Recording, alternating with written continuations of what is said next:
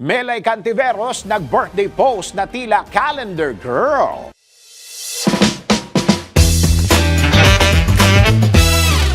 Para sa aking balitang showbiz, good vibes ang daladala ng bagong birthday photoshoot ni Melay Cantiveros. Sa kanyang Instagram account, ipinost ni Melay ang kanyang mga post ng kanyang version ng pagiging calendar girl sa mismong araw ng birthday niya kahapon, April 6. Halatang kinopya ni Melay ang kanyang mga post sa post ni Catherine Bernardo at Ivana Alawi dahil binanggit nito ang dalawa na akala raw ng mga ito ay sila lang ang magaling sa ganoong posing.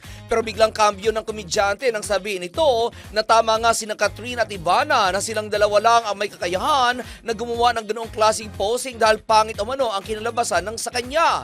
Pero pagbigyan na raw siya dahil birthday naman niya at promise niya raw na hindi na mauulit. Kaugnay nito, kung sina Ivana at Catherine ay alak ang ni-endorso, alak din ang ni-endorso ni Melay sa kanyang naturang calendar post, pero ito ay isang alak na tuba.